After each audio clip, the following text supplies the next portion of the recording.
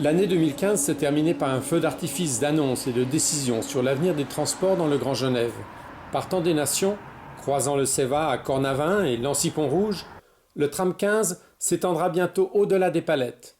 Par l'avenue Curébeau et la route de base, avec un détour par le futur quartier des Cherpines, il rejoindra la Ziplo en 2019, pile à temps pour l'inauguration du futur Léman Express. En 2023, la ligne sera encore prolongée à travers Plan-les-Ouates et la frontière jusqu'à la gare de Saint-Julien, ce qui nécessitera la mise en place d'une déviation routière pour contourner le village de Plan-les-Ouates, où la circulation sera restreinte. Des P+R seront installés. Alors 17-19, c'est la première étape. Deuxième étape, c'est 20-23. Et le but, c'est justement d'étudier un maximum de P+R. C'est qu'il y a pas mal d'idées aussi de l'autre côté de la frontière. Entre autres sous le viaduc de Bardenay, on en a entendu parler pendant les élections françaises. Des deux côtés de la frontière, le développement est rapide. L'implantation de transports publics performants devenait impératif. C'est une région qui bouge énormément. Il y a une demande depuis plusieurs années de la Ziplo, toute cette zone économique, d'avoir des transports publics performants. On se rend compte qu'il y a beaucoup de gens qui viennent aussi de l'autre côté de la frontière, beaucoup de problèmes avec les véhicules, je dirais, privés.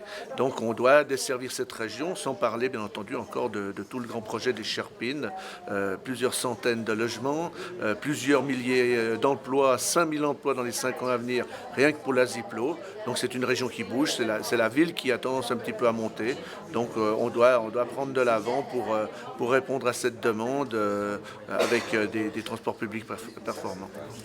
Un nouveau tram, une nouvelle gare centrale, un plan cantonal de mobilité qui devrait rendre un peu de fluidité à la circulation dans le canton, et puis le vote l'an prochain sur la traversée du lac. Luc Bartassa est en première ligne. Radieux.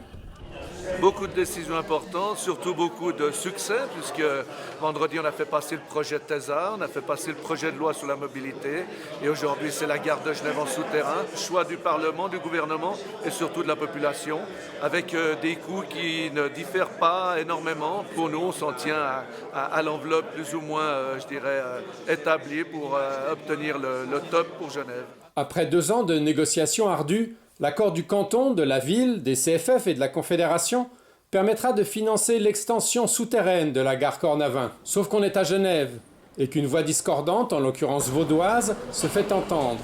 L'ingénieur Weibel remet en question le choix des experts.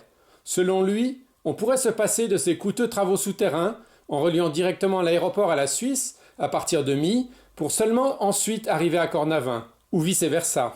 Bon, il y avait aussi le fait que les CFF n'étaient pas d'accord avec avec les Genevois et qu'au fond, c'était ces ingénieurs alémaniques sont venus. En fait, on les appelait presque, je crois qu'on les a appelés des experts, en fait. En fait, ils étaient là pour trancher entre deux projets. Puis le troisième projet, il n'était pas étudié, il n'était pas là.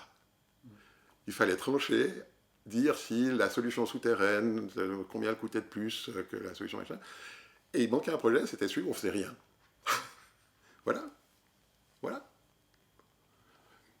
Étudiez-le. En réalité, toutes sortes de variantes ont été étudiées, sauf le statu quo, puisque le but, c'est de pouvoir faire passer davantage de trains. Le projet Weibel supprime le cul-de-sac de l'aéroport, ce qui est une bonne chose, mais ne résout pas tout. Le bouclement de la voie ferroviaire est quelque chose qui a été pensé. C'est pas dans nos projets ferroviaires les plus immédiats. Le projet le plus immédiat étant le Céva, mais c'est un projet sur lequel des éléments stratégiques ont été maintenus, et notamment la capacité de pouvoir le réaliser. Créer une nouvelle voie ferrée en zone urbaine est une grosse opération.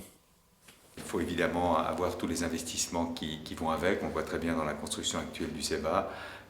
C'est en réalité tout l'urbanisme qui va autour qui est à peu près aussi important, si ce n'est plus important encore que ce bouclement. Ce bouclement qui lui-même aurait évidemment tout un certain nombre d'avantages pour Genève, dans la capacité de pouvoir faire circuler les trains de part et d'autre par 2 gares. Le principal inconvénient du projet Weibel est de réduire de moitié la fréquence des trains dans chaque sens entre Cornavin et Cointrin.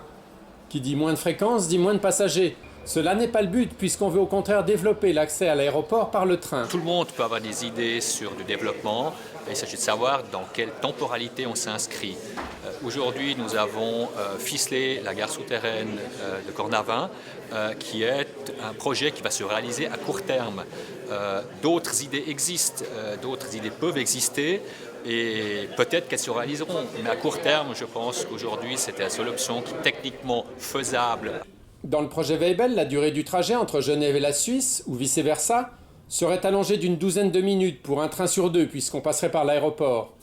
Alors qu'on dépense des centaines de millions pour raccourcir les temps de parcours. Le projet de boucle ne peut donc pas se substituer à l'augmentation de capacité du réseau actuel, mais plutôt intervenir en complément dans quelques années. La boucle depuis l'aéroport vers My, c'est plus du tout à l'ordre du jour au CFF. Ils veulent absolument garder Cornavin comme première gare de Genève et ensuite l'aéroport, et on réfléchit même à compléter la gare pour pouvoir accueillir davantage de trains.